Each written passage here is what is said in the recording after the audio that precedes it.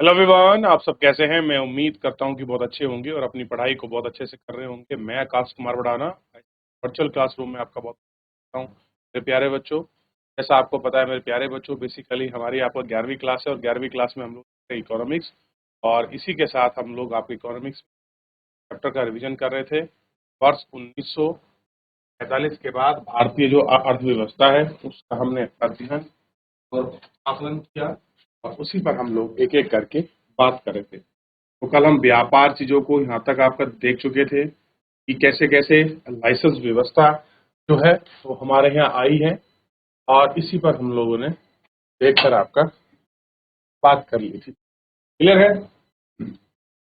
हमने उस लाइसेंस व्यवस्था के बारे में बात की थी। लाइसेंस व्यवस्था है कैसी, किस प्रकार की है। तो आज हम थोड़ा इसमें आगे बढ़ेंगे और आगे बढ़ते निजीकरण को देखेंगे। लेकिन निजीकरण पढ़ने से पहले कुछ कंपनियां हैं, कुछ उद्यम हैं, के बारे में थोड़ा सा पढ़ लेंगे ताकि चीजें हमें बड़ी सरल हो और हम उन्हें सरलता से पढ़ पाए। नवरत्न और सार्वजनिक उद्यम की नीति। नवरत्न कोई आपका तेल नहीं है जिसे हम कोई तेल मान के, नवरत्न कुछ कंपनियां हैं, उनके बारे में हम लोग। आपने बचपन में सम्राट विक्रमादित्य के राज दरबार में नवरत्नों के बारे में सुना। सम्राट विक्रमादित्य के दरबार में नवरत्न थे। हर्षवर्धन के में आपका नवरत्न थे। एक और बताइए कौन कौन से भारतीय शासक हुए हैं जिनके में नवरत्न रहे। इसमें कला, साहित्य, विद्वता के क्षेत्र में गणमान्य विशेषज्ञ थे, यानी कि उनके दरबार में कुछ लोग कला, साहित्य और अलग अलग विषयों में एक्सपर्ट 9 लोग हुआ करते थे। उन्हीं को हम बोलते थे नवरत्न। नव माने होता है 9 और रतन माने होता है बहुत महत्वपूर्ण या आपके मूल्यवान। नव उदारवादी वातावरण में सार्वजनिक उपक्रम की सफलता बढ़ाने, उसके प्रबंधन का व्यवसायीकरण करने, उसकी प्रतिस्पर्धा क्षमता में सुधार लाने, सरकार ने सार्वजनिक क्षेत्र में उपक्रम का चयन करने महारत्न, नवरत्न, लघु रत्न घोषित कर दिया है। यानी कि उनकी प्रतिस्पर्धा क्षमता के आधार पर महारत्न, नवरत्न और लघु रत्न घोषित कर दिया है। उन्हें कंपनी की कुशलता पूर्वक संचालन, लाभ में वृद्धि, प्रबंधन, संचालन अधिक सहायता दी गई है। लाभ कमा रहे उपक्रम को भी अधिक परिचालन, वित्तीय और प्रबंधकीय सत्ता प्रदान की गई है। केंद्रीय सार्वजनिक क्षेत्रों के उद्योग में विभिन्न पदों में सार्वजनिक उद्योग के लिए महारत्न, जैसे महारत्न में कौन सी है, all India corporation of limited. दूसरा है आपका steel authority of India limited. तीसरा है नवरत्न में जैसे हिंदुस्तान एयरनॉटिकल लिमिटेड, महानगर बाप का टेलीफोन, और इसी में बाप का लघु में कौन सा है, भारत संचार निगम लिमिटेड और airport authority of the India and Indian railway catering and tourism. ये क्या है, ये लघु रत्न है। हिंदुस्तान एयरनॉटिकल और महानगर टेलीफोन आपका नवरत्न है, जबकि ऑल इंडिया और स्टील अथॉरिटी ये कैसे हैं, ये आपके महारत्न हैं। अब आप थोड़ा सा जोड़िए। अब कह रहे हैं कि लाभ अर्जित कर रहे अधिकांश सार्वजनिक क्षेत्र के उपक्रम के कई स्थान पहली बार 1950 और 1960 के दशक में उस समय की गई जब सार्वजनिक नीतियां आत्मनिर्भरता के विचार से प्रेरित थी। अरे उस समय हमने जो आपका सार्वजनिक सेक्टर की जो यूनिट थी उन्हीं को हमने 1950 और 60 के दशक में हमने क्या काम किया, उन सारी सार्वजनिक नीतियों को आत्मनिर्भरता के विचार से हम प्रेरित हुए और उनकी उस जो स्थापना का ध्येय का मतलब उद्देश्य क्या था, आधारभूत सुविधा का विस्तार और प्रत्यक्ष रोजगार का सृजन। यानी कि जो बेसिक इंफ्रास्ट्रक्चर है हम उनको डेवलप करेंगे और जो आपका रोजगार है उसको बढ़ावा देंगे ताकि जन सामान्य उनका उच्च गुणवत्ता युक्त उत्पादन हाथ लगा सके, पहुंचा सके। इस प्रकार कंपनी को सभी पणधारी और उदारवादी बनाया जा सके। सब चीजों को देखने का प्रयास किया। इस नाम के अलंकरण के बाद इन कंपनियों के निष्पादन में निश्चय ही सुधार आया। विद्वानों का कहना है कि सार्वजनिक उपक्रम के प्रसार को बढ़ावा देने के लिए विश्व स्तरीय निकाय बनाने और सहायता देने पर सरकार में विनिवेश द्वारा आंशिक रूप से इसका निजीकरण कर दिया गया।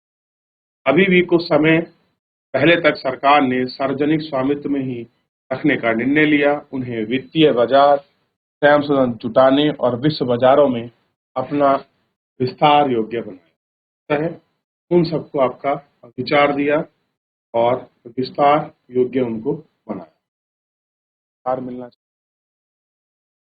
देना चाहिए, ये सारी चीजें इसमें हुई और आपको ये स्थिति थी नवरत्न और महारत्न। उनकी स्थापना, उनका श्रेय क्यों था, कैसे था, इसमें हमने जानने का प्रयास किया। आइए आगे बढ़ते हैं और मोस्ट इम्पोर्टेंट चैप्टर है। तो हमने उदारीकरण को समझा कि कैसे हम अपनी नीतियों को उदार कर रहे हैं। अब इससे आगे का चैप्टर हम मतलब इसमें पॉइंट बढ़ते हैं और वो है प्राइवेटाइजेशन, जिसको हम कहते हैं निजीकरण। इसका तात्पर्य है कि किसी सार्वजनिक उपक्रम के स्वामित्व या प्रबंधन का सरकार द्वारा त्याग। सरकार के पास किसी का स्वामित्व था, यानी कि होल्डिंग कैपेसिटी थी, का मैनेजमेंट था, सरकार ने उसका त्याग कर दिया, उसी को कहते हैं आपका निजीकरण, प्राइवेटाइजेशन। सरकारी कंपनी निजी क्षेत्र की कंपनियों में दो प्रकार से परिवर्तित होती है। मान लीजिए कोई आपकी सरकारी कंपनी है। सरकारी कंपनी कैसे है? मान लीजिए महानगर टेलीफोन। अब ये इस टाइम गवर्नमेंट कंपनी है। अगर इसको प्राइवेट करना है तो इसके दो प्रकार हैं। पहला क्या है कि सरकार सार्वजनिक कंपनियों के स्वामित्व और प्रबंधन से बाहर हो जाए, उसका मालिकाना हक छोड़ दे और जो उसका प्रबंधन है वो छोड़ दे। दूसरा है सार्वजनिक क्षेत्र की कंपनियों को सीधा बेच दे। मान लीजिए कोई कंपनी में 100% किसी होल्डिंग कैपेसिटी, ठीक, उसने क्या किया, 70% पब्लिक को बेच दी और 25% गवर्नमेंट ने अपने पास रख दी। ये तो है पहला तरीका। दूसरे तरीके में क्या है कि 100% वो क्या करे, उसको बेच दे और उसके पास जीरो कैपेसिटी हो जाए होल्डिंग की। दोनों तरीके वो अपना सकती है। दोनों तरीकों को देखिए, एक तो उसको स्वामित्व और प्रबंधन से बाहर हो जाए, या सार्वजनिक कंपनी को सीधा वो आपका बेच दे, हो सकता है। सार्वजनिक क्षेत्र के उद्यम द्वारा जन सामान्य को इक्विटी की बिक्री के माध्यम से निजीकरण या विनिवेश कहा। सरकार के अनुसार इस प्रकार की बिक्री का मुख्य ध्येय वित्तीय अनुशासन बढ़ाना, आधुनिकीकरण में सहायता देना और अपेक्षा की जाती है कि निजी पूंजी प्रबंधन क्षमताओं का उपयोग सार्वजनिक उद्यमों के परफॉर्मेंस में सुधार लाने के लिए सिद्ध है। इसमें क्या करना चाहिए, सिद्ध करना होगा। सरकार को यह भी आशा है कि निजीकरण से प्रत्यक्ष विदेशी निवेश और अंतर्व्यय को बढ़ावा मिलेगा। क्या मिलेगा? अंतर जो व्यय को बढ़ावा। सरकार ने सार्वजनिक उपक्रम को प्रबंधकीय निर्णयों के स्वामित्व प्रदान करने, कार्यकुशलता को सुधार का प्रयास, सार्वजनिक महारत्न, नवरत्न, लघु रत्न का विशेष दर्जा दिया। कैसा है? लघु रत्न, महारत्न और विशेष रत्न का आपका दर्जा जो है आपका दिया। ठीक, इस कंपनी को जो आपकी प्राइवेट कंपनी, सरकार ने उनका प्रबंधन करने के लिए उनको डिस्ट्रीब्यूट तरीका बताया, भैया कैसे कैसे हम लोग इनको बांटेंगे। ठीक? अब देखिए, विश्व स्तरीय पद छाया। वैश्वीकरण के कारण अब अनेक भारतीय कंपनी भी विदेशों में अपने पैर फैलाने लगे। उदाहरण के लिए किसी विदेश भारतीय सार्वजनिक क्षेत्र की एक सहायक तेल एवं प्राकृतिक गैस निगम, तेल और गैस की खोज 1916 में, इसका उत्पादन परियोजना टाटा स्टील 1907 में स्थापित की गई। एक निजी कंपनी थी, 26 देशों में कार्यरत थी और 50 देशों में अपने उत्पाद को बेचने के लिए दुनिया के शीर्ष 10 वैश्विक स्टील कंपनियों में एक, लगभग 50,000 लोगों को रोजगार देती। HCL टेक्नोलॉजी में भारत में 5 IT कंपनियों में से एक 31 देशों में कार्यरत है। लगभग 15,000 व्यक्ति विदेश में कार्यरत हैं और एक रेडीज फैक्टरियोज में बड़ी कंपनी का दावा सामान्य आपूर्ति की एक छोटी सी कंपनी आज दुनिया भर के विनिर्माण संयंत्र और अनुसंधान में कार्य कर रही है।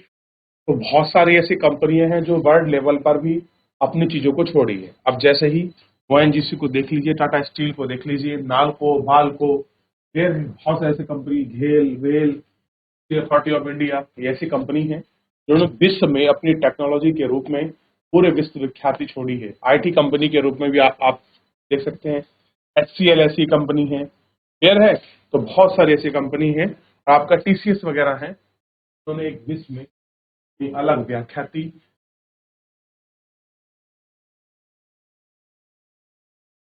अब बात करते हैं वैश्वीकरण।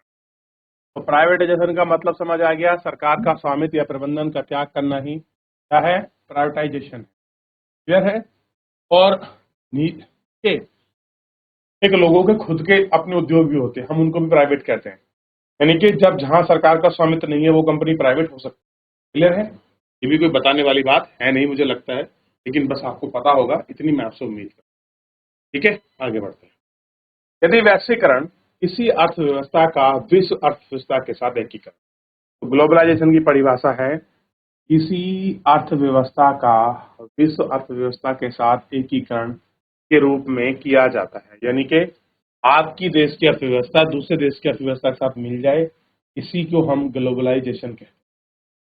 तो एक जटिल परिमाण है, यह उन सभी नीतियों का परिमाण है जिनका उद्देश्य है कि विश्व को परस्पर निर्भर और अधिक एकीकृत करना, और अंतर्गत आर्थिक, सामाजिक और भौगोलिक सीमा के अतिक्रमण की गतिविधि और नेटवर्क का सर्जन होता है।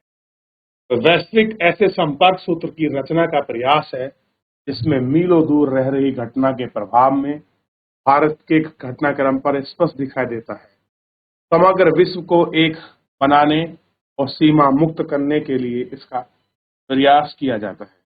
कैसा है आपका, सीमा मुक्त बने, ये ऐसी कोशिश और प्रयास, ये था ग्लोबलाइजेशन। तो कैसे हम कहते हैं, देखिए ग्लोबलाइजेशन में कोई भी सीमा नहीं होती, कोई बॉर्डर नहीं होते, हम एक दूसरे की अर्थव्यवस्था के साथ ट्रेड करते हैं, एक दूसरे के साथ संपर्क स्थापित करते हैं।